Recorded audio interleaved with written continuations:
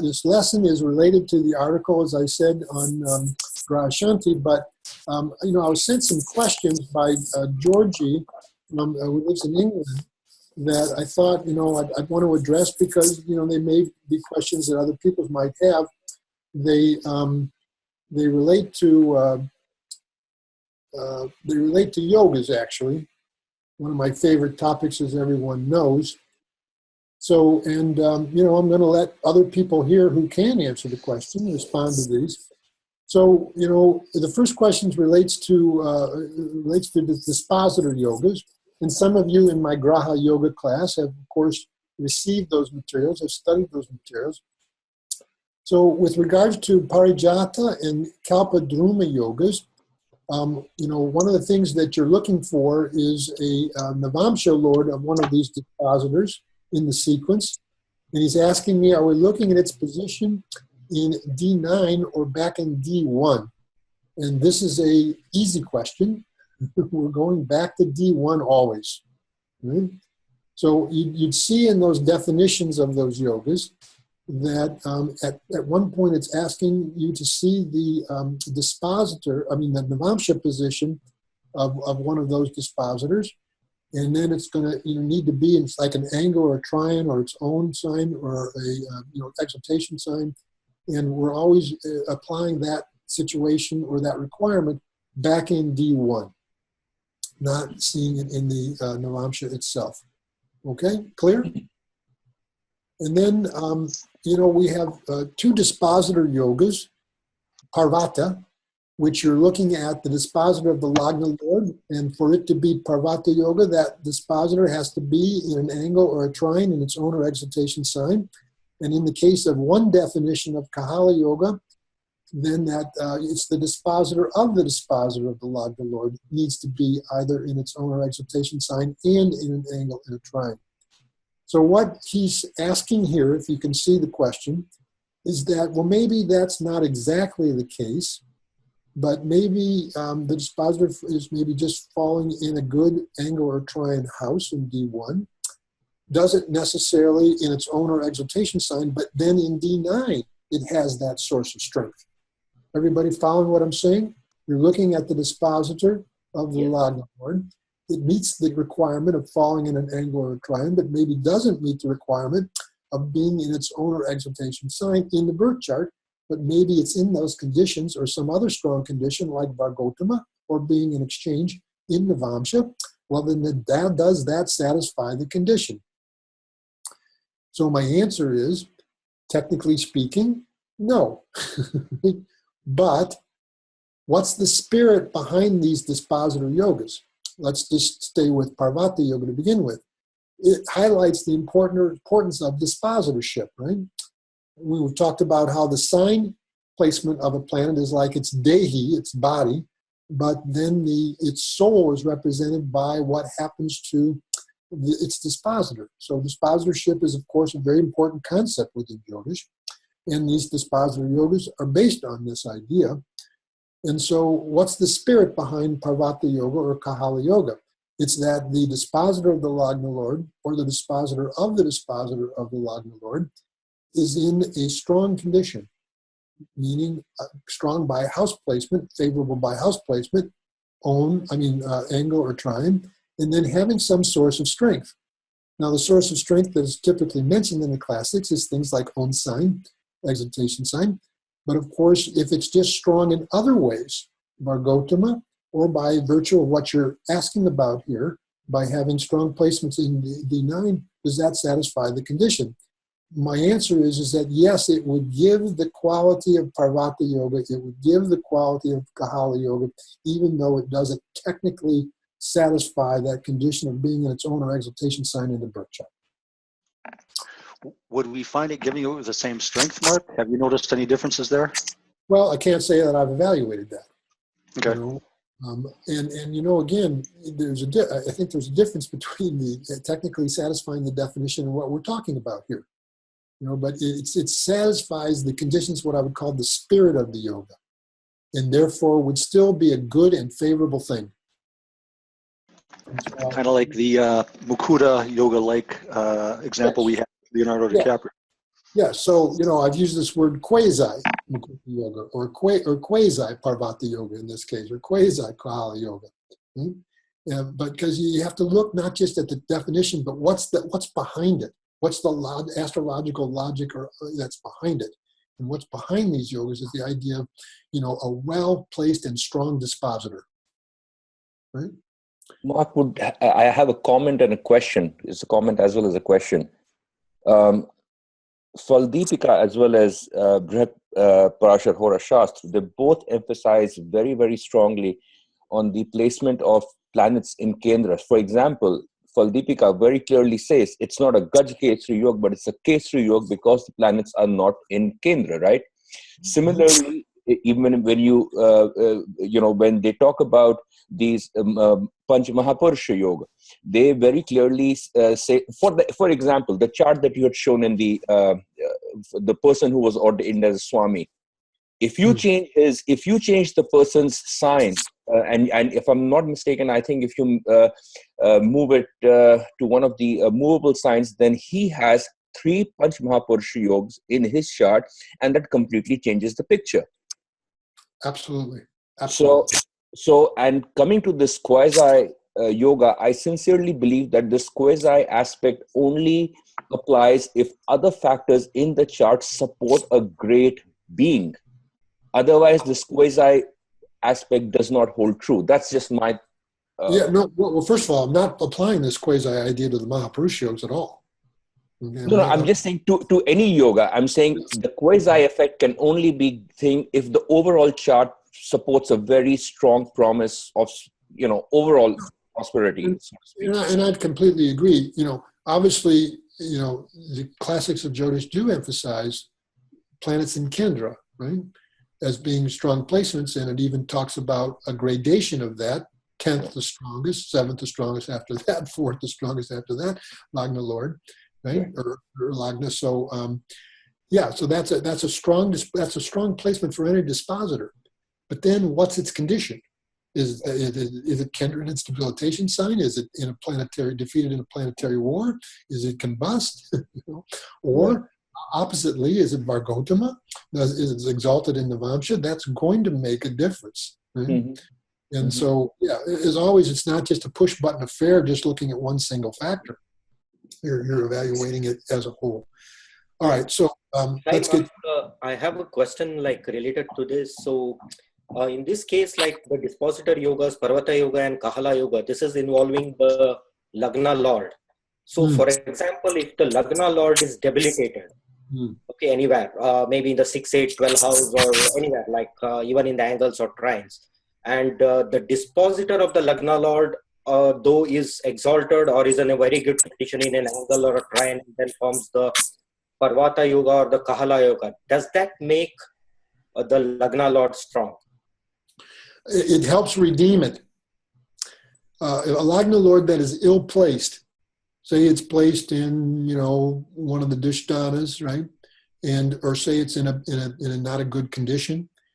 Having its dispositor be in a very good condition does help redeem that. Now, is that as good of a Lagna Lord who is otherwise also well placed and strong? No. The quality of the Parvata yoga is going to be very different. But is this dispositor situation with such an ill-placed or weak Lagna Lord, does it help strengthen that and redeem it that way? My answer is yes. Right. So for the Parvata yoga, it might be 2. So for the Kahala yoga, it would be the dispositor of the Lagna Lord. So if the Lagna Lord is debilitated and the dispositor of the Lagna Lord is in a normal condition, and the dispositor of that is in an exalted condition, so in that case, directly the Lagna Lord does not become strong. But does it become strong because of that Kahala yoga? Well, it's one level removed, right? Correct. It's one level removed, so I would say no. Okay. It would be more the case in the case of it's the dispositor itself, that is the Parvata yoga, rather than the Kahala yoga. Correct. But folks, you can apply these principles to any house lord. Now they're emphasizing the Lagna Lord here in terms of these 2 yogas because it's the Lagna Lord, right? But this idea can be applied to any house lord. Right. Meaning after seeing the house lord in its condition, see its dispositor. And if, say, I'm not going to pull it up here, but in the case of Bobby Fischer's third lord Mercury, if you apply this idea to his third lord Mercury in his third house, it's a part of a Kahala yoga. And it ends up with an exalted Venus in the ninth.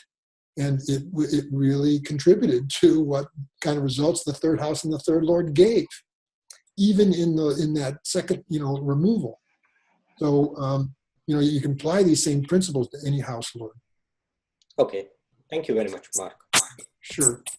So, two final questions here we can deal with. Barry Yoga, this is very simple. He said, I've come across two definitions, one involving planets on both sides of the Lagna, in the Lagna, and seventh from the Lagna. And when I say planets, I mean real grahas, not just Jaya grahas, Rahu and Ketu. But then there's another definition of it as well, which he's asking, are both valid? And the answer is both are valid. The first one is much more powerful. Barry Yoga, as it relates to the Lagna, is a powerful yoga.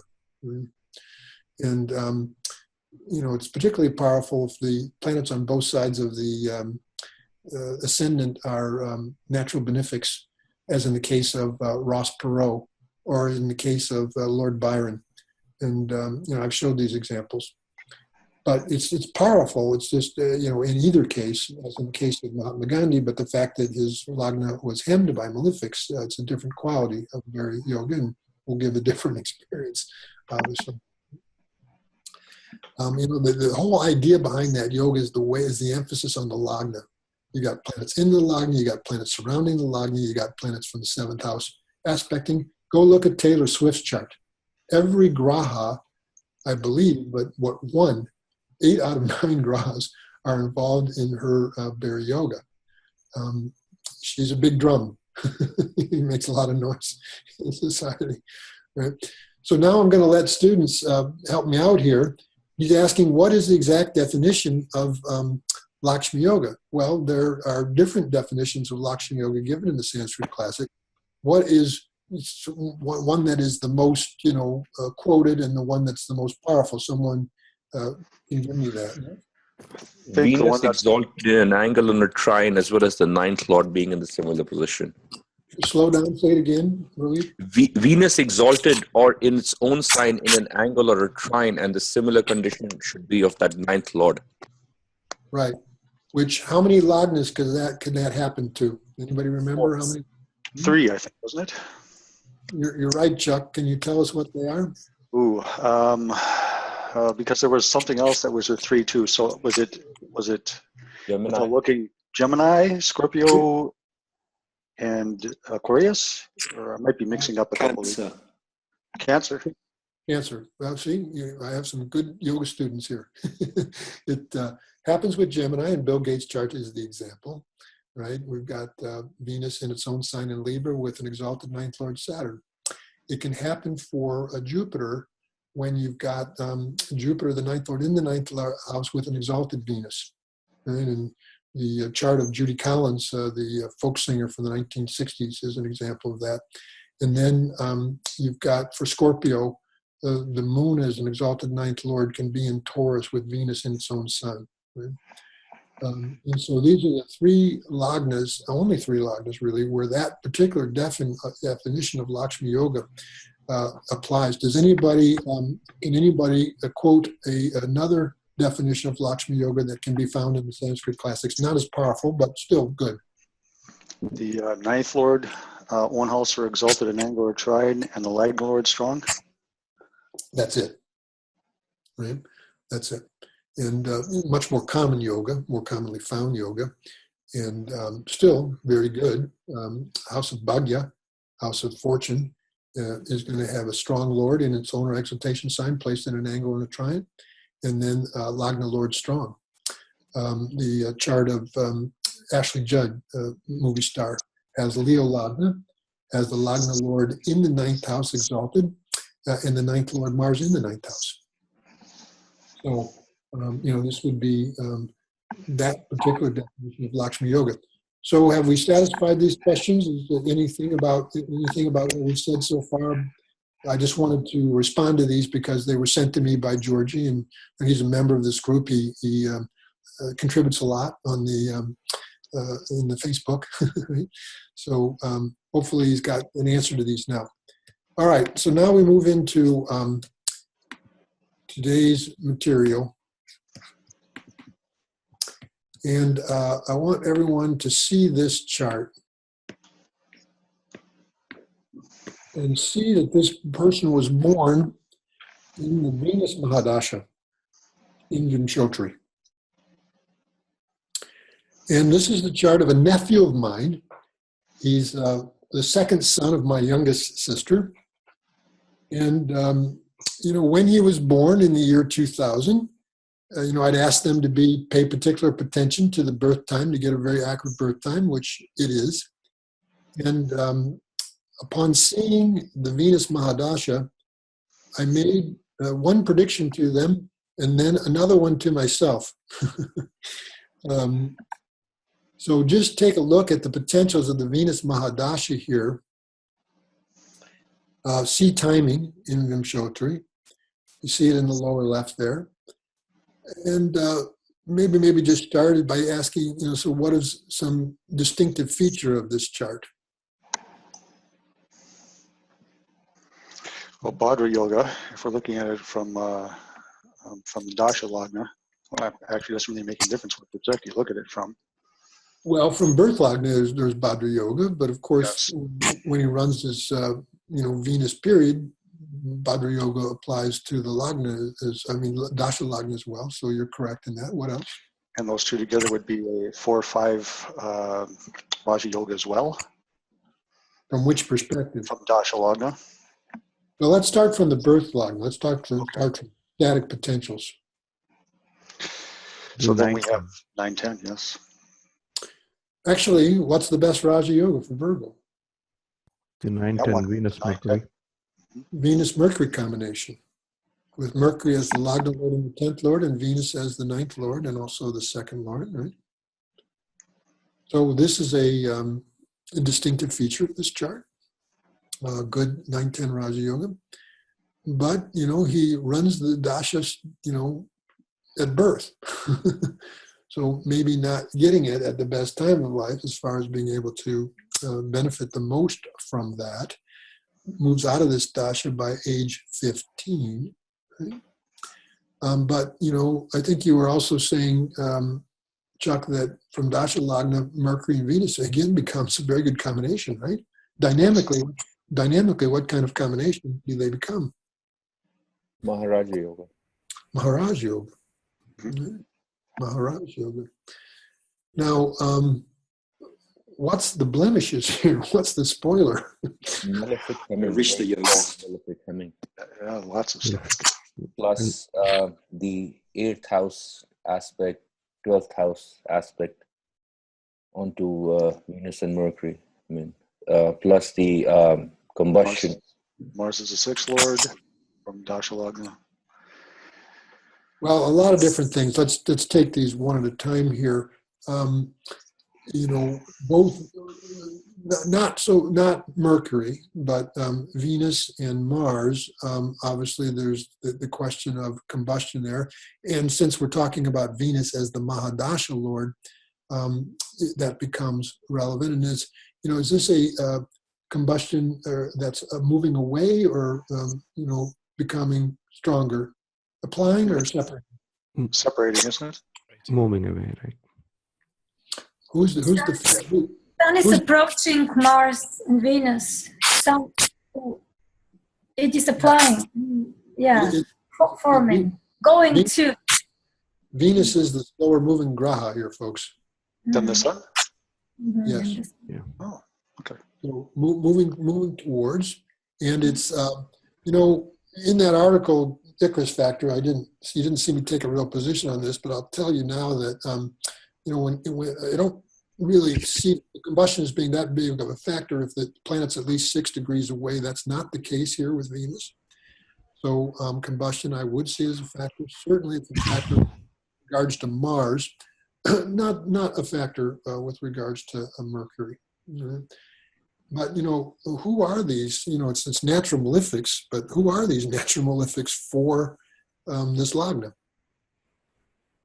Lords of the 8th and 12th, therefore forming Arishta yogas with the Lagna Lord. Yes, lords of the 6th and the 8th. So Mercury here is not just Bhadra Yoga, not just Raja Yoga, but there are, significant Arishta Yoga here as well with the Lagna Lord Mercury, with the 8th Lord Mars and the 12th Lord Sun. They're not falling in Adhisthana, they're not falling in 6, 8, or 12, but still, that's part of the potentials that have to be considered here with regards to this combination. And then, once we see yogas from a certain perspective, what do we want to do next? Moon, from the moon. See them from the moon. What now strikes you here? Venus is the Maraka house, rules the 2nd and the 7th from the moon. Yep. Well, Venus does become a Maraka from there, so that is relevant based on the fact that Venus is involved in Arishta yogas also from the birth Lagna. What else? Mercury also owns the 3rd house and the 6th house, so it could be that he was into sports, and the Arishta yoga would mean that he gets banged around in sports. That's a very interesting thought, Chuck, because, look at the time of life up to when he's running the Venus period, right? Mm-hmm. And say Venus, Mercury in particular. Right. It would not be unusual for an American boy to be involved in games and sports during that time, right? Sure. And then in which case, what additionally supports that, not just from the moon, these planets are all falling in the 3rd house from there, but what also supports that idea from the birth Lagna? Mars is 3rd house lord. That's it. Mars is the 3rd house lord in the 10th house, with Mercury, the 1st lord, and the 10th lord, and all part of this combination, right? So here's the confluence, right? Part of the confluence here is the, this 3rd house, 3rd lord involvement, very strong from the moon, but prevalent in there from the birth Lagna too. Any yogic combinations formed in these planets in Gemini from the moon?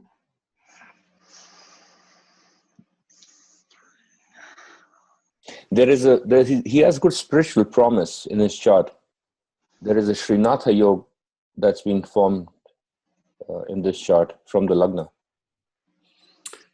It is, and I will share with you the way that's played itself out. He was born in a Catholic family. They're actually practicing Catholics. He goes to a Catholic school. They attend Mass, the main Catholic ritual. So the way in which that yoga is expressing itself is the fact of the circumstances that he was born with, so he's around that. It's like Vrinci yoga as well. Saraswati yoga. Okay, good. So one at a time here. You mentioned that Vrinci yoga is here as well. So Jupiter and Saturn are together. There's no particular, any source of strength for these planets that you see that would... Saturn is in its own house in Navamsha. Saturn gets Swakshetra in Navamsha, okay. And Jupiter is in Aquarius. Yes. Jupiter's in Aquarius there, yes. So there's Venus is exalted in the Navamsha. Venus is exalted in Navamsha. I'm glad somebody finally mentioned that, because again, it's the Venus Mahadasha and its potentials that we are seeing here. And so, if you saw a baby is born, it's your nephew. And if you want to say some positive things about the chart and say some of the early manifestations of the chart, what are some things you might have said to the parents? He might be interested in some kind of art form which will express itself out very early on. I would go with art rather than sports. Some artistic inclination. He will be good in education, achieve. Right. So one thing you can say is that, during both, remember the sun here, the sun, how does the sun give its results here? Of Venus and Mercury, that Raja Yoga, because it's a neutral 12th. Yep, and threshold. Right. So you see that the trends that are shown by Venus and the different yogas that it's involved in will sustain themselves and continue themselves in the sun period. So really we're talking about up to page 21, which of course are key educational years. And any source of strength for the sun here that you notice? Digbala. Directional. Any source of strength for Mars you notice? Same thing. Digbala. Digbala. So now, Lean, I heard you say educational achievement, doing well educationally, which was one of my predictions, and that has played itself out. Something, I heard you say, Rohit, you thought more artistic inclinations, and that's how that would play itself out. Would anybody else have any other ideas about that? Or what's any other prediction that you might make about the Venus Mahadasha or the Sun Mahadasha, and in which subperiods might you highlight in particular that way with regards to that prediction?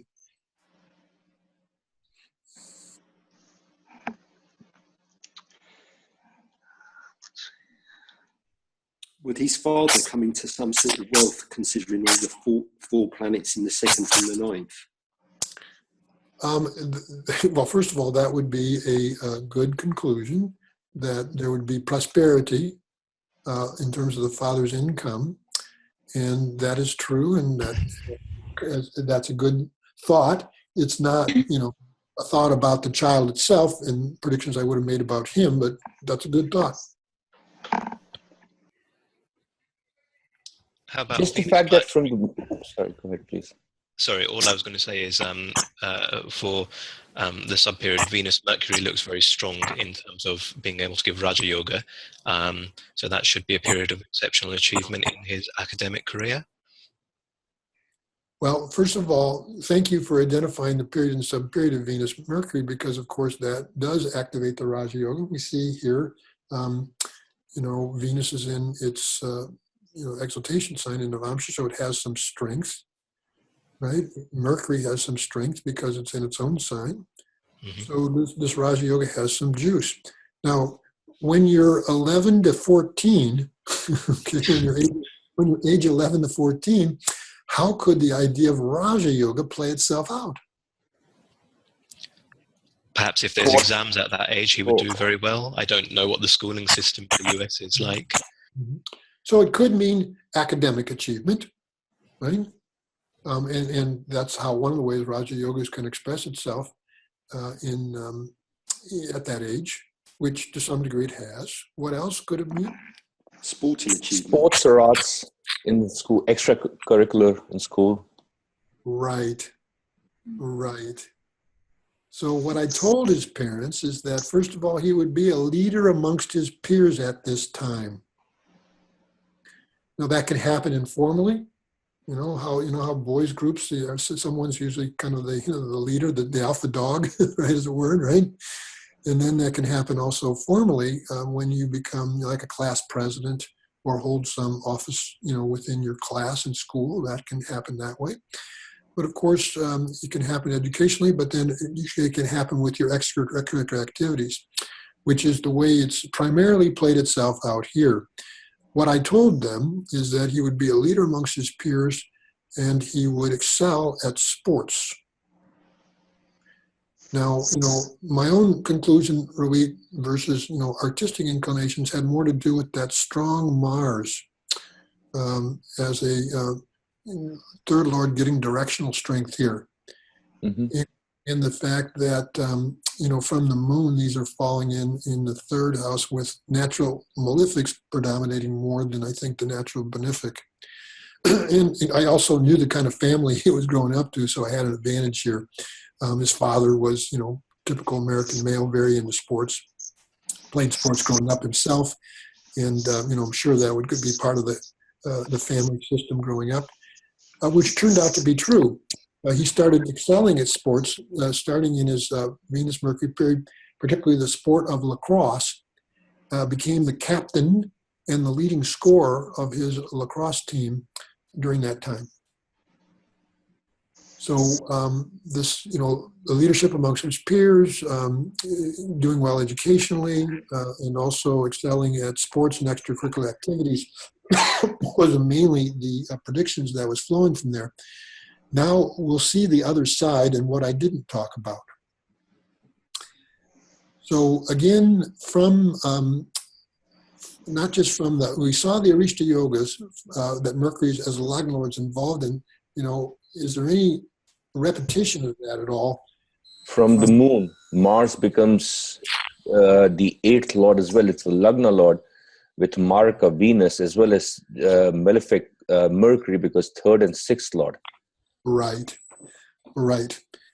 So, what I saw but didn't mention was the Arishta Yoga potential that in particular Venus-Mercury held. Because there's an Arishta, Mars-Mercury from the moon is the combination of the 1st Lord with the 6th Lord. Mercury-Mars from the birth Lagna is a combination of the Lagna Lord with the 8th Lord. Mark, can I add something? Recently I started looking at nakshatras more than before and seeing all these 3 planets, Sun, Venus, and Mars in Rudra, in Ardra nakshatra, which its ruler is Rahu, and the deity is the female form of Shiva, Rudra. This is the first one, the first thing that I think that it would be more into sport, into more fierce and energetic, not sport, not art. Art, you need Rohini, other. But now talking about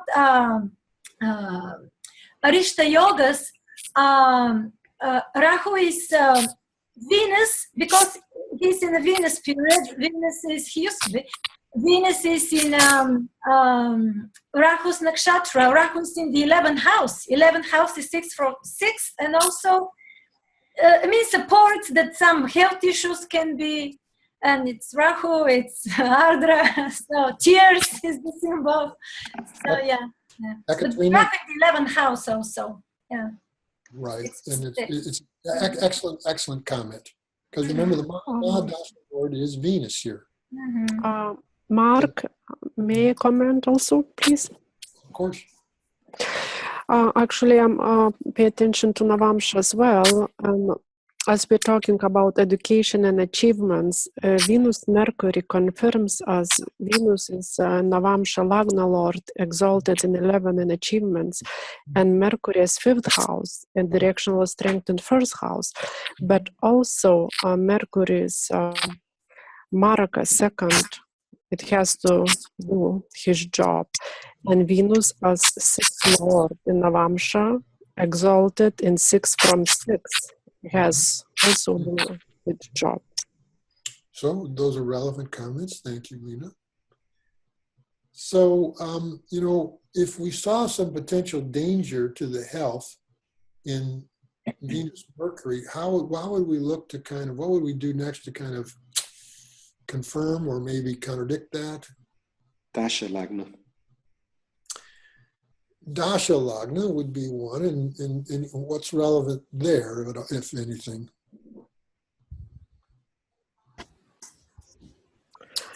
Sixth Lord in 3rd house, 12 Lords, Venus in 3rd house. It's Arishta again, folks, right? Because Mercury becomes the Lagna Lord again now with the 6th Lord. And malefic hemming and 2 malefics in the Lagna. Well, there is Saturn on one side and Rahu on the other, but it's not exclusively hemmed by malefics, which is not anywhere near the same thing. Jupiter's presence here as a natural benefic, there's not, exclusive malefic hemming. It'd be a lot worse if you take this Jupiter away. And we when we have Arishta Yogas, we also see if there are benefics in Kendras to alleviate this Arishta. And from Venus, from Dasha Lagna, there are no benefics in Kendras. In fact, there are no planets in Kendras from Venus, Mahadasha Lord. Well, So, except the Lagna itself. yeah. Mm-hmm. Except the Lagna itself. I mean, there is benefics. I'm sorry, I would have to maybe not entirely agree with that. There is benefic influence on the Lagna Lord from both the birth Lagna and from Dasha Lagna, not from the moon.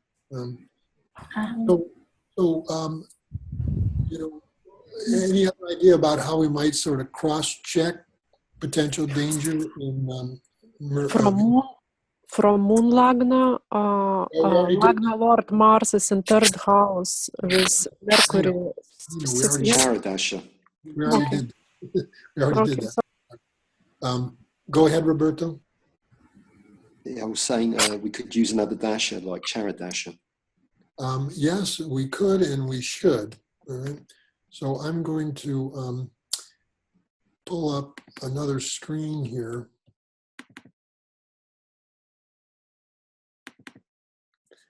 Can you now see a screen where the karakas are shown? Yes. Yes. Well, I'll give you the information that I saw that Venus Mercury overlaps with Scorpio Gemini. Oh, I don't like the GK, DK, and the in the 7th. From at one point it moved to the 6th. Well, is that the problem, or what's the problem with Scorpio? The AK is in the 8th from Scorpio. Yeah. AK goes to the 8th. Now, it's with a natural benefic again, Venus, but it's also with the Mars and the Sun, right? And where does the sub-period Lord Gemini fall from the major period Lord Scorpio? Again, the 8th from the major period Lord. 8th from there. So what happened? He, my family of origin, they all gather at Christmas time. And so, during this time when I arrived there, I was informed that my nephew, whose chart we've been looking at, had been diagnosed with what's called Crohn's disease. Crohn's disease is a hereditary thing. It's an incurable disease. It has to do with chronic inflammation of the bowels. And again, there's no known cure for it. It can be managed through diet and through, drugs that they now have. So, essentially, and it usually starts manifesting in a person's life in their early teens, which is exactly what happened here. Crohn is spelled K-R-O-H-N, and it's named after some, medical doctor that, sort of diagnosed or discovered this disease or whatever. And at the time, it was producing significant problems for him. And so going back to the main chart again, you can see that whenever you've got what's the house of incurable diseases? Chronic incurable diseases. 8th house. The 8th house. 8th house, right? So you see here the involvement of the 8th Lord in this Arishta Yoga. Actually, you see it involved in the Arishta Yoga, both from the birth lagna and the moon. And so this was the not pleasant side of the combination that I saw when I was first examining his chart when he was a newborn. Now, coming to our topic, he's growing up in a Catholic family, to Catholic parents who know nothing about the Indian spiritual tradition. Are you going to recommend the Mahamrityunjaya mantra? Probably not. Well, probably not. Right? So, what could be recommended, or as a relative, what could be happening? He's running his sun period right now. Is that when he was diagnosed? No, it was diagnosed in Venus Mercury.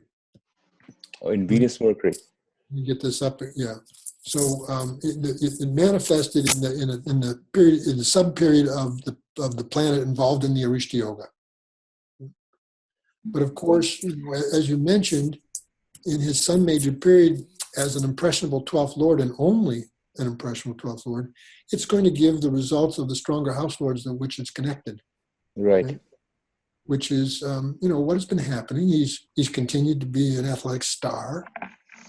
He continued to be a real leader amongst his peers, and it's just an informal thing.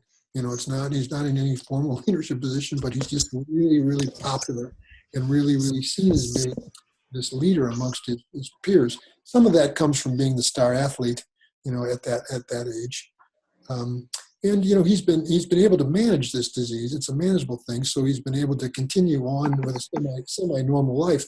But he has to be extremely careful about his diet, and he is on medication. So, is there any questions about? Well, so the idea is that I'm not going to get his parents to be doing an upaya in the traditional Indian sense of the word, right? But some of who's the afflicted planet here that's causing the problem? Who's the main element of that's the I'd say not the beneficiary but the victim of Arishta Yoga here? I would say Mercury. Mercury. Mercury, right? Mercury, represents avatars of Vishnu. Right? So in the Christian Catholic tradition, who represents the avatar? Jesus. Christ, right? Jesus Christ, obviously, yeah. And so, if I'm going to be recommending anything to the parents, it would be, some sort of devotional practice, of which, of course, there's many in that tradition. But, when I discovered it, I started doing Mrityunjaya mantras on his behalf, which is what can happen, with a relative who's attuned to this sort of tradition. It's not going to be something going to get the family to do itself, right? But it's something that a relative can do. Okay, so let me. One more thing they can do is, Mark, just making some small donation on a Wednesday to the poor. That would help tremendously. Sure. I mean, these other sort of categories of upaya that we mentioned, things like dan, certainly can be recommended, and it is part of that tradition. The virtue of charity and that sort of things, or if he can be involved in some sort of service himself, getting involved in some sort of humanitarian sort of service. So there are things. Well, the point in showing you this example is that just what I mentioned in the article. You can see these things, but you have to tailor. If you're trying to recommend what can be helpful, it has to be done in the context of the kind of person that you're talking to. It can't always be these, spiritual practices that come from the Indian spiritual tradition, right? One more thing that I would say is just helping relatives, because Mercury represents relatives, uncles, aunts. Well, if you wanted to start donating money to his Uncle Mark, yes, I think that would be like Capital idea. I think that would be an excellent idea, but they might see that particular upaya as being somewhat self-serving. No, all joking aside, though, it's a good thought. Okay, it's a good thought. So now I'm going to bring up another chart. And some of you may be following discussion in my Essentials Facebook group relative to the students that are currently going through this may recognize this chart, but maybe not. So this person, look at the Mars-Mercury period from the standpoint of Vimshotri, right, which coincides with the Aries period in Charadasha. Where is this? Yeah, here we are. So, Mars-Mercury started in January 2016, went up into to January 2017, now in Mars-Ketu, but then Aries started in July 2016 and goes up to May, so we're still in that period. What strikes you about that in terms of a confluent picture? Mercury, the Lagna Lord, has the aspect of Saturn and Mars, which in itself can be pretty damaging. And Mars is the 8th Lord. Well, what kind of yoga are we talking about there? Arishta Yoga. So Mars, we see, is the 8th Lord, Saturn the 6th. Right. So she's running, first of all, start with the major period. Eighth Lord in the 6th, which we can give a certain kind of yoga, but it's also the 8th Lord in the 6th as a malefic. But, what's more important is that what kind of yogic combination is it involved in? And so, where's the yoga here that Mars is involved in that might be relevant? Did you already say it, Rohit? I'm sorry. Are you talking about Arishta Yoga? Why would it be Arishta Yoga? Because it's the Lagna Lord, Mercury. Saturn is the 8th Lord. Saturn is the 6th Lord. Mars is the 8th Lord. The degrees are so close to Mercury for both planets. And who's the 12th Lord here?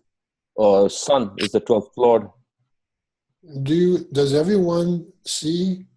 Now, what's interesting about this, and the reason I'm showing you this, because notice that there's the 9-10 Raja Yoga again that Mercury's involved in, right? But how blemished it becomes. And how then Mercury, besides being involved in this otherwise good yoga, is also involved in a virulent Arishta Yoga by virtue of the fact that it's very closely conjunct the 6th Lord Saturn, aspected by the 8th Lord Mars, again, rather tight aspect, and also with the 12th Lord Sun. And then also, it doesn't help that Jupiter is aspecting and it's debilitated. Does get the relief, this combination of some natural benefics, because it's with Venus, good lordship, and it gets the aspect of Jupiter, although weak here, being in its debilitation sign, does have some factors for cancellation, but I wouldn't say it's that effectively canceled. But then also dispositorship. Who's the dispositor of Mars here? Saturn. And do they make a mutual aspect? Yes. Yes. So think about this sequence here. First she runs Mars-Saturn, then she runs Mars-Mercury. What could be happening? Serious health issues. Serious health issues, serious disease could be developing. And what would sort of substantiate and corroborate that from the standpoint of another point of view? It's some chronic disease related with skin, most likely. From the moon, Mars becomes the 8th Lord. Mercury becomes the 6th Lord. Jupiter is the 12th Lord, aspecting onto a combination debilitated. Now this is interesting because, of course, Mars is the Lagna Lord, but also the 8th Lord. So what Parashara goes out of his way by telling us is that, what happens in terms of the kind of results that this Mars gives depends a lot upon its associations. So when it's combining with planets like the Sun and Jupiter, would be the 5th and the 9th Lords, and also planetary friends to Mars, it becomes very good horoscopic combination, right? Raja and Dana Yoga giving combinations. But who's the main influence on Mars here? Really only influence from a Parashari point of view. Saturn. Saturn aspects. Saturn. Not just aspects. Mars and Saturn sign aspected by Saturn. So the Mars period clearly shows the potential, and then it's in the 6th, but what house does it fall from the moon, Ekaterina? 11th, which is again 6 from 6. Again, 6 from 6. But so this is all from the Parashari point of view. Where would we maybe look next? Charadasha Yogini. Charadasha, and what does Charadasha show during this same period? Overlap to Saturn, Mars, Saturn, Mars, Mercury, Mars Ketu. Is that Aries, Pisces? Aries. Okay, Aries, 8th house. Aries is the 8th house. The main period is the 8th house of the chart. With the GK. Yes. Well, is Moon GK or is it another graha, another chara graha? It's DK, I think. Sorry, I'm sorry. Take that back. DK. It's the DK, but does that suggest anything on a sinister side? Yes, it's a Maraka. It's the Maraka, but now, and then what makes it? What turns it dark here? I mean, Mars aspect. It's very dark because so close. I mean, just it's waning and dark. Just This And is aspected by Mars. Okay, one at a time here. This is a highly malefic moon, folks. Mm-hmm. Highly malefic moon. It's in the sign of a malefic. It's almost Amavasya, dark, very dark and waning. And as Lena just pointed out, it receives from the Gemini standpoint the additional aspect of the natural malefic Mars. Confluence. So I don't know exactly when it was, might have been January this year, shortly after moving into Mars Mercury. This woman was diagnosed with stage 1 cervical cancer and was recommended to have invasive, treatment, which would means operation to remove tumors, and probably hysterectomy. I don't know the actual specifics about that. Her husband is an Ayurvedic practitioner, and I think there's some thought that to try to treat this issue with Ayurvedic approaches. If you were advising this person, given what you're seeing, what might you say that way? Which is the position I found myself in. Do Hanuman Chalisa? Well, not just advice from a upaya point of view, but in terms of what you're seeing here, how long does this period go for? 2019. He has to take serious treatments. What kind of results does the K2 subperiod give? How do we evaluate that in connection with this? Whose results does K2 give? Mercury's. Who else's? Rahu's. Yes.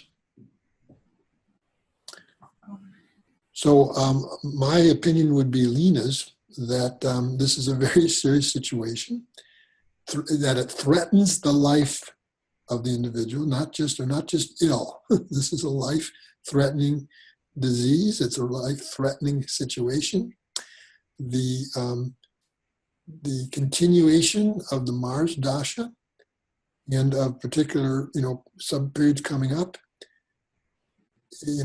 of course, everyone would have to make their own choice about this, but I would recommend invasive allopathic methodologies to address this, which, my understanding is that stage 1 cancer, such treatment approaches, the prognosis is actually quite good.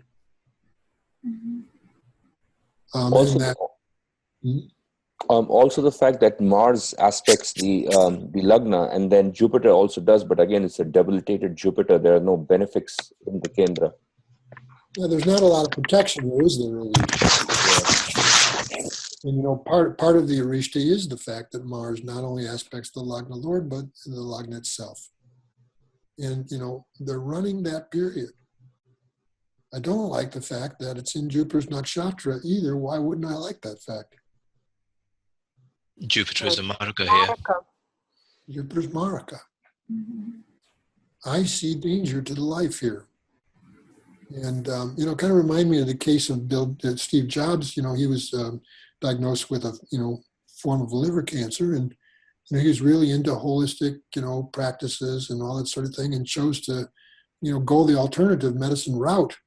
And then later regretted it, even though, because, his doctors recommended surgery and recommended more invasive methods that, in retrospect, he realized doing that at the time when he got the original diagnosis might have extended and prolonged his life. Not doing it, probably shortened it. Mm-hmm.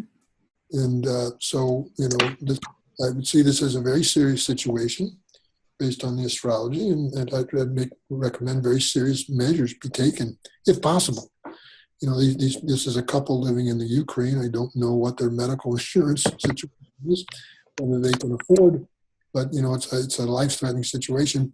Now, in terms of upaye, which was recommended, what direction might you go here, and why? Mahamrityunjaya mantra. Yeah, the main mantra. Of course, that's the standard recommendation, but why in particular would there be maybe additional reasons for that? The fact that this is a life-threatening condition that she's going through, and there's clear life-threatening elements that we're seeing in the horoscope. Which house? All that's true, but which house and which house lords is showing up consistently in both systems? The eighth house. The eighth, right? Yeah. Mm-hmm. So, I was kind of recommending beyond that, certainly, Mahamrityunjaya mantra, if they can have yagya, Mahamrityunjaya yagya done, daily puja, Shiva worship, any variety is intensively daily, is what is being called for here and recommended. Bear in mind that, the person passing away, death, is not a question of arishta. It's not a question of mara, not a question of marka. It's a question of longevity, right? Mm-hmm. And whether the person dies or not doesn't have to do with arishta. It doesn't have to do with them running marka dasha. It has to do with their longevity. And then, of course, in the context of that, certain marka periods when the longevity has expired will mean that a person will pass. This is not something that I get involved in, not something that I teach, but you have to take this very seriously based on what we're seeing here. Right? Mark, in this case, Vishnu Stotam would be very advisable as Mercury's Lagna Lord, isn't it? Yes, and that was also recommended. It's not sort of addressing the condition, but just sort of addressing the planet who is the main source of the problem here. Right? Means that, where's this? What's happening here is static potentials are being activated. The problem here is the primary Arishta Yoga in which Mercury is involved in. And just as in the case of the chart that I showed you previously, same kind of Arishta Yogas, and it was in the sub-period of Mercury, you might say the victim of these Arishta Yogas, that the disease, the deadly disease, the eighth house disease, or chronic in his case, deadly in this particular example, is manifesting, right? But I here, would very strongly direct. Sorry, go ahead, Mark. I'm sorry. I apologize. No, I was just going to say that here now, because these people are very much into the Vedic tradition of knowledge, it becomes very easy and straightforward to recommend Vedic remedies, which did happen. Go ahead, Rohit. I would very strongly suggest Hanuman Chalisa. I have 3 reasons for that. Running the Mars period in a Saturn sign, it will activate both planets. Moon is in the sign of Mars, and Mars and Saturn are very close aspects. So, I mean, Saturn and Mars both aspect Mercury. Excellent, excellent, truly excellent. That was exactly my line of thinking as well. So, who is the planet that we talked about? Who are the 2 planets actually that are said to represent Hanuman? Mars and Saturn. Mars and Saturn. So closely connected here, mutual glance, C degrees. Mars additionally in Saturn's sign, and it's the Mars major period. So absolutely, excellent recommendation and excellent, idea related to the planetary picture. Any questions about this particular case study before we move on?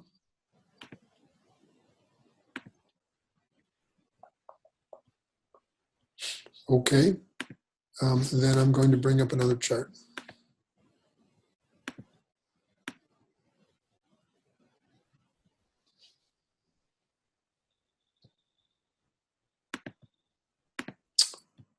See this chart now, and see that this person is currently running as of February 2016, currently running their major period of Mercury, sub-period of Saturn. Major period of Mercury, sub-period of Saturn. What are your some thoughts about this period? Either positive potentials or unfavorable potentials. Again, Arishta Yoga. Lagna Lord in 6th house and aspected by Saturn, 9, but same time 8th house. Mm-hmm. Strong because it's in its own house. Strong because it's on its own house. All right. It does have the aspect of Jupiter, though, which is exalted. And very dark moon. Very dark moon, but we're focusing in on Mercury, Saturn. But where do these planets fall from, Chandra Lagna? In Maraka house. In Maraka house. What about that aspect from Jupiter in terms of something we've talked about, Chuck? Well, if it is a dark moon, its dispositor isn't real strong. No, I'm talking about Jupiter. Right. Well, Jupiter's in moon sign, right? Cancer. Oh, I see. Well, we're not qualifying the Gajikesari Yoga. You mentioned that, the aspect of the strong Jupiter under this Mercury. Right. So it's exalted, but at the same time, if the moon is dark, so its dispositor being a dark moon isn't as strong as it could be. Well, maybe, but is there some other condition of Jupiter here that we'd want to make note of? It's Retrograde. Retrograde that, and it's a Maraka as well for this ascendant. It is, but if he's not running Jupiter. What the point is, folks, is that we have a paradoxical combination, but we do have Arishta Yoga here, as someone immediately pointed out. It's the Lagna Lord in the 6th, and that in and of itself is not necessarily an Arishta Yoga of much note. But then when there's the additional influence of the natural malefic, then it becomes so. It's a pretty wide aspect. You see this, folks? Mercury is at 3 degrees, Saturn's at 29. It still makes its aspect, but of course, Saturn's a rather paradoxical planet. For this Lagna, its Mudrakona sign is the 9th. In this case, it's the 9th Lord in the 9th, and then, but also is the 8th Lord. Right? And coming back to the aspect of Jupiter, normally this would be a real Arishta Bhanga or some modification of the Arishta. From a principle that Sri Rao used to talk about that I may have mentioned to this group, that the aspect of the natural benefics when retrograde won't necessarily reliably protect as they might otherwise.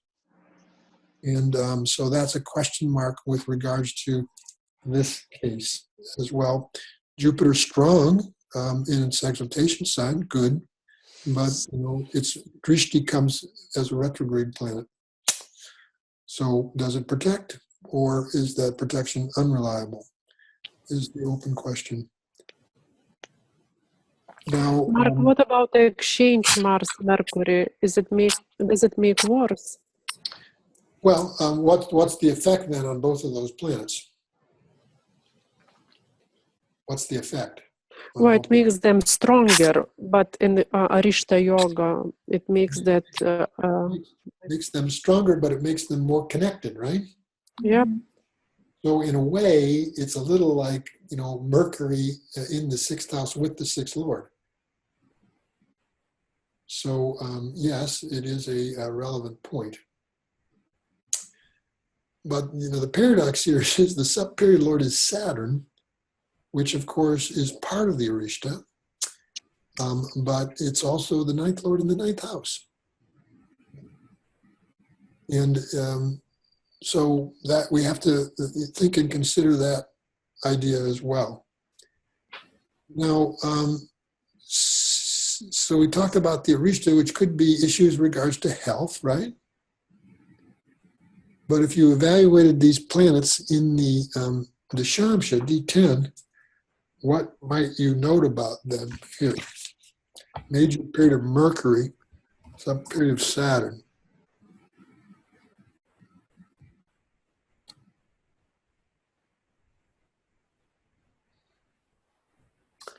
Major period of Mercury, sub period of Saturn.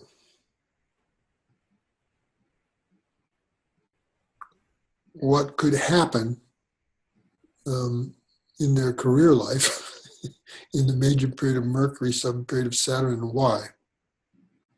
Saturn is 10th from Mercury. Sorry? There is a comment here by Georgi. He says that if the third, Mercury is in the third, Saturn is in the sixth, but that's the word. I mean, breaks professionally. He writes, professionally breaks because third house, eighth house, transition breaks is his opinion. And he would be very accurate. As usual, Georgi is always right. As usual. You've got those who took my Secrets of the Dashamsha webinar, which he did. We talked about the third and eighth house of the D10 being termination / transition houses. And planets in these houses, planets in these houses can bring this kind of thing. See the situation here with Mercury. It's in the third house, aspected by the third lord of the D10, with Mars, natural malefic, aspected by another one, Saturn, natural malefic. See the sambandha between those two. Now Saturn, as a sub-period lord, goes to the sixth with Rahu here. No influence of natural benefics on these planets. So, this gentleman's had a very good career life, by and large, senior positions, good compensation package. But, he's experienced some instability in his Mercury Mahadasha. One time previously in the Mercury Mahadasha, a substantial position went out from underneath him. I don't know when that was exactly. It might have been Mercury Sun, actually. But then it's happened again here in Mercury Saturn. Now, see the condition of the 10th Lord and the aspect of the 10th Lord onto its own house. So, this has to be taken into account as well. And you see Jupiter in the Lagna of the D10. And when it happened the last time, he was able to very quickly obtain another position, might even have been a good or better position than he'd held previously. So it happened, but there's this influence here of a strong Jupiter 10th Lord aspecting onto its own 10th house. He was able to recover very quickly. And even in this last incident, he was able to, as a result of contacts with previous bosses, previous superiors, previous colleagues, at least able to almost immediately obtain what might be called an interim position, just something to kind of keep income coming in, keep health insurance coming in, isn't at the level that he's been at or what he would desire. So while he's in this position, he's looking for a more suitable position. But again, there is protection here. But it's also Mercury Saturn predictably has brought some health problems. He has found himself in the emergency room. I won't go into details about that. It was, nothing too major or anything, but there have been some, might be stress related, might not, but there's been some.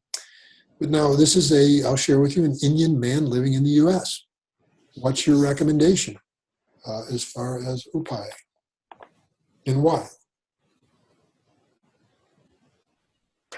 Vishnu Shrotamas, Mercury is Lagna Lord and main period. Mm-hmm. That's symbolized. Anything else based on what we talked about in the article? It could be Hanuman Chalice, yes, as Mars. Because, yes, in Mars sign, aspected by Saturn, Mercury being in Saturn's nakshatra, against Saturn's influence. So, Hanuman Chalisa also. Vishnu Sahasranam Hanuman Chalisa are the recommendations. And one thing I didn't mention with regards to the previous chart that also holds true here, sometimes I examine the ninth house, ninth lord, to see, a person's an inclination to do these kind of practices. Fifth house, fifth lord, ninth house, ninth lord, and the periods that a person's running. It's not that, the practices will be necessarily any more effective, but it does sometimes show you the person's inclinations to do these types of practices and maybe be disciplined about them. And the good thing about this is Saturn as the ninth lord, strong in its own sign, as the sub-period lord. Everyone should note that it goes into Jupiter's nakshatra. There's Jupiter in the second house of, sacred knowledge or orally transmitted. This is a very spiritually oriented person. He comes from the Indian spiritual tradition. He's familiar with these practices. He understands the potential value of them. So in a case like this, it becomes a very straightforward thing. I don't know for certain, but I think he probably is doing these practices. And it would be a good, worthwhile thing to do. But I want you, the real wild card in this is this Jupiter, right?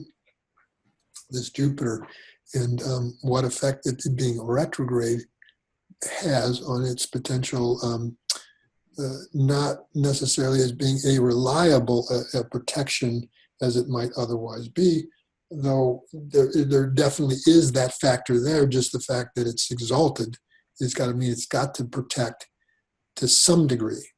And hopefully in a very good way, aspecting here onto and modifying the arishta, not canceling it entirely. That's not complete arishta bhanga. But what else? What's a favorable factor from a static potential and an unfavorable factor of static potential? Well, just in regards to health, what's another favorable factor here that helps also cancel arishta and modify that? Venus benefic in Kendra. Venus benefic in Kendra, and you see any sources?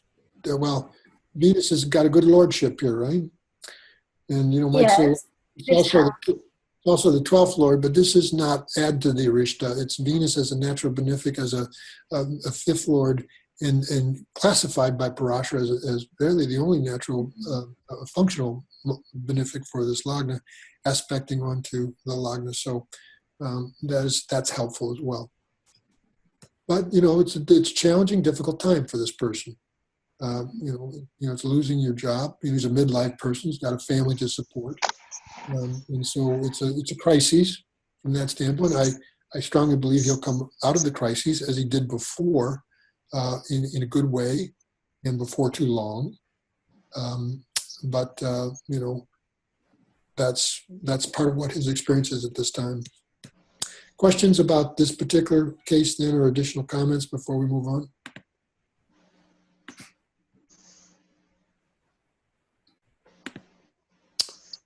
Okay, then in that case, I'm going to bring up another chart.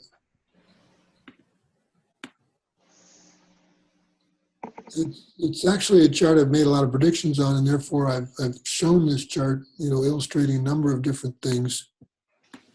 And so many of you may actually then recognize it.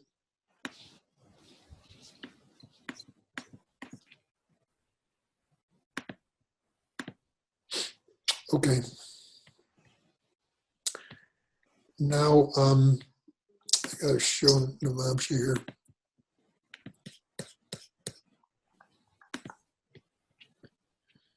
So you can see that this person is in Vimshotri. They're running their major period of Jupiter, sub-period of Ketu. And then in Charadasha, they're running major period of Aquarius, sub-period, or they were in their sub-period of Cancer. Well, the major period of Aquarius, right? And then there was a sub-period of Cancer, then they were sub-period of Leo. They're now sub-period of Virgo, sub-period of Libra. Currently the sub-period of Virgo. Sub-period of Virgo. So what might be some of the potentials of Jupiter K2, and then maybe the Aquarius period in general? from the standpoint of Charadasha. And let's go from the unfavorable side as opposed to the favorable side at the moment.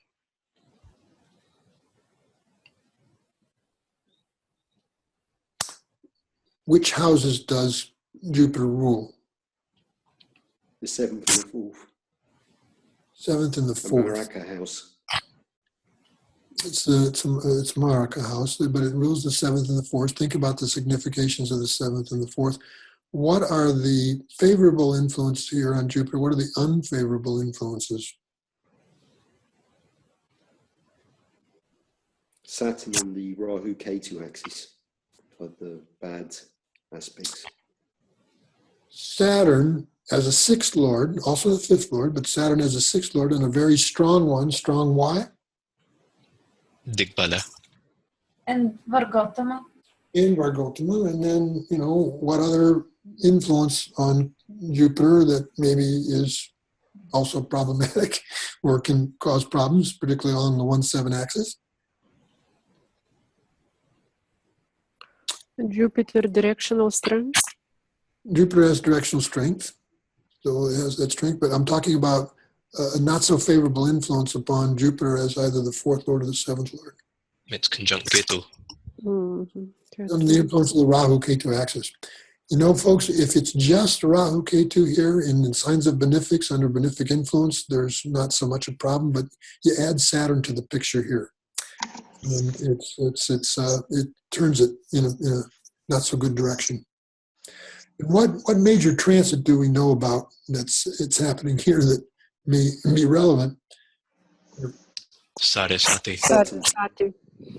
Adisati, Saturn has moved into Sagittarius position of the moon, not close to its degrees yet, but we're in that 2.5 year, it might be called peak phase.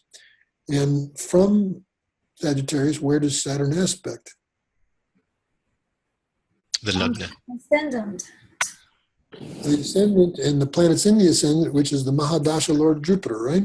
Yeah. Now I would invite aspect Sun. And would aspect the Sun, yeah. Now, I will share with you that in Charadasha, she's running, or you can see it here, she's running the major period Aquarius, right? Which house of the horoscope? 6th house. 6th house. And which Karaka is the Sun? Darakaraka. Nyate Karaka. It's the Darakaraka. GK, not Darakaraka. GK. Mars at 119 is the Darakaraka. Sun at 149 is the GK. So is there any confluence, between what house she's running and also what Karaka is there and some of the other things you saw going on from the Vinchotri point of view? Yes. The Sun is the DK in the 6th, both charts. Well, it's in the 6th in the birth chart. Well, hold on. What were you saying about the DK and where it falls? Well, what I'm saying is that the Sun is in the 6th in the birth chart, and the Sun is in the 6th actually in Aquarius also, but it acts as the GK there. So it's like the...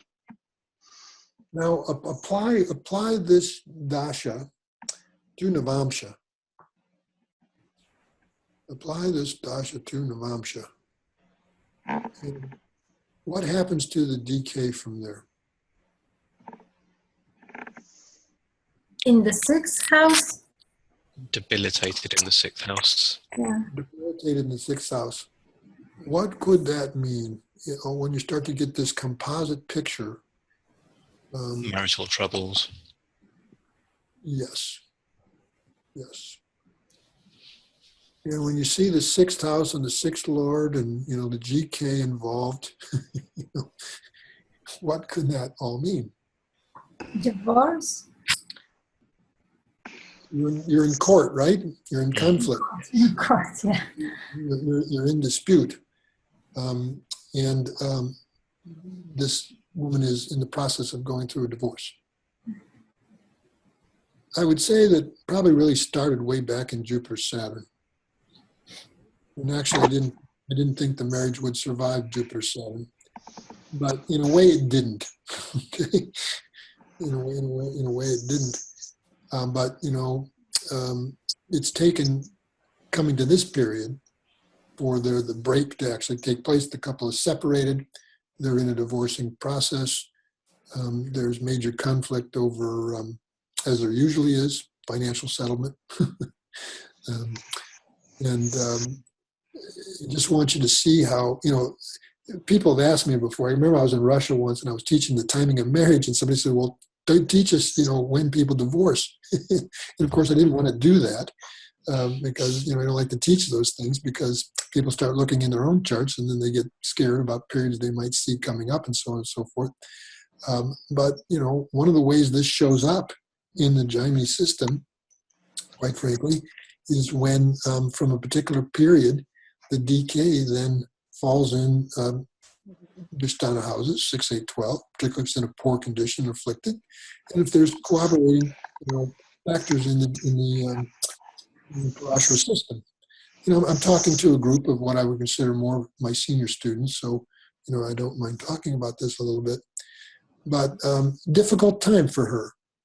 She's actually somewhat relieved that the marriage is ending. She hasn't been happy in the marriage for a long time, but there's 2 children involved. Very difficult, impact on them, and then really major disagreement about divorce settlement and therefore conflict and fighting that battle, all that sort of thing. What would be your recommendation and why? As she's going through this difficult time. She is, by the way, someone who's very attuned to the Vedic tradition of knowledge, so recommending upayas from that tradition is not an issue. For Venus, because Venus is very afflicted, even that it's exalted, but it's still very afflicted. Well, I think, if you were making a recommendation as to how she could potentially improve love relationships, certainly that could be appropriate. In this case here, it's too late for this one. And she's got to get through this period of the divorce. Anybody have any other ideas? Either, and again, sort of what might you suggest and why, based on what I outlined in the article? Well, I don't remember which one for mental stress, or she's one for sadisati for stress. Who's a big operative factor here, both in planetary wise, not sign wise? Who's a very big operative factor here, both in terms of natal problems in love relationships, marital relationships, but also a major influence that's going on here in general. Saturn. Take away this influence on Saturn falling in the 7th house as the 6th Lord, aspecting the 7th Lord, right? And then also the fact that she's in the Sadhisati, and Saturn is aspecting her 7th Lord Jupiter. And we come to Hanuman Chalisa again. We're back to the Hanuman Chalisa. Yeah. Well, which fortunately, this woman is actually, I go on retreat with this woman at times, and we go to a place called Mount Madana, which was a spiritual community founded by Baba Haridas, this guru that I've talked about in the one article, Jai Guru Dev.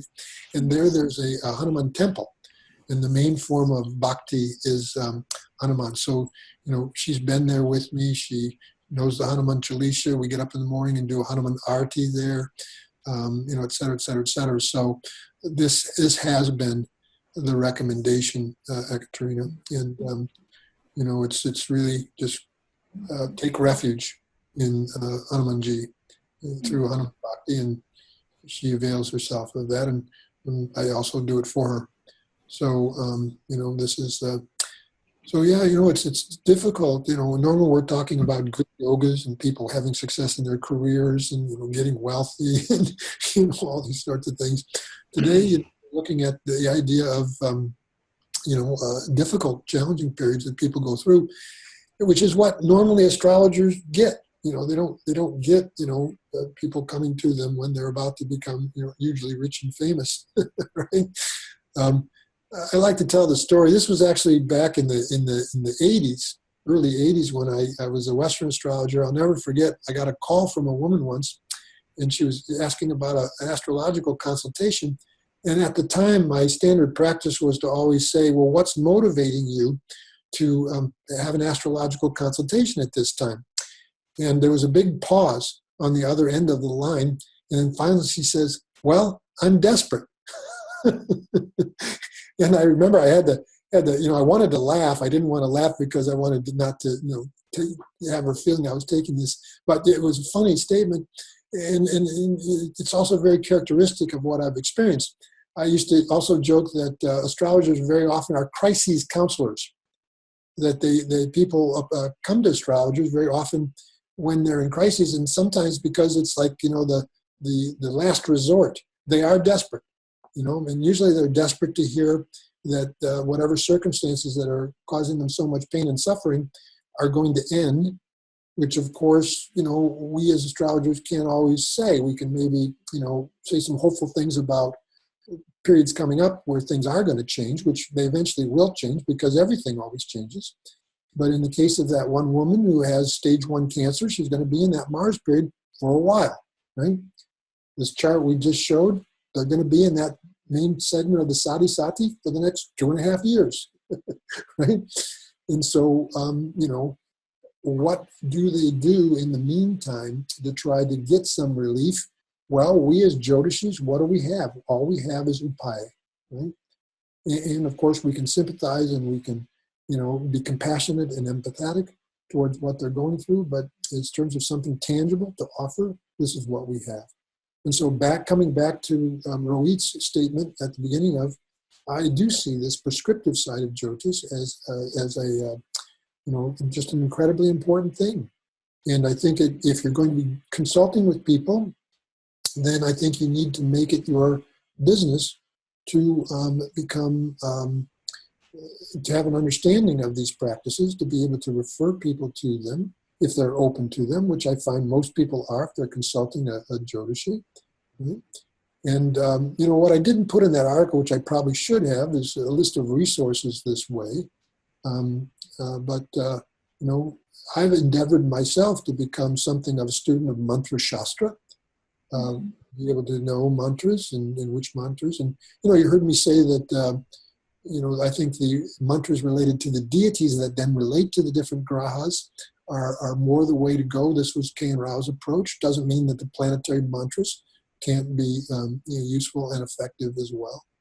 So, I believe that the article that I wrote to you this last month is really, among all the articles that I've written, the most important, because it does deal with this prescriptive side.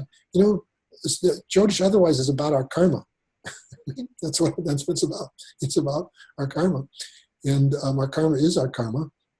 And, it's fascinating to be able to see how Jyotish can be used to predict. But really, what I said in that article about, I think it's best and highest use is that of a tool for diagnosing karma. And of course, why do we diagnose? We diagnose in order to prescribe. And so, and that's the way in which I've always, because I'm someone who wants to be helpful with Jyotish, as I know that's true for many of you, this is what we want to do. And of course, I've tried to employ these practices with regard to my own life. And I firmly believe that my Saturn is giving more the results that it's giving now favorably and less so in terms of some of its unfavorable potential is because I do the Hanuman Chalisa. Right? So I encourage that for all of you yourself. So we've come to the end of our time for now, but I want to just open it to questions that people have, anything about what we've covered today or maybe things that were a part of the article.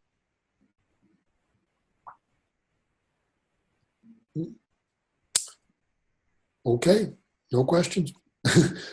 so we'll do our final chant and go about our business on this Sunday. Om Masato Ma Sadgamaya Tamaso Ma Jyotirgamaya Mrityon Ma Mritangamaya Sarvesham Swasti Bhavatu Sarvesham Shanti Bhavatu Sarvesham Purnam Bhavatu, Sarvesham Mangalam Bhavatu, Loka Samasta Sukhino Bhavantu, Om Shanti, Shanti, Shanti.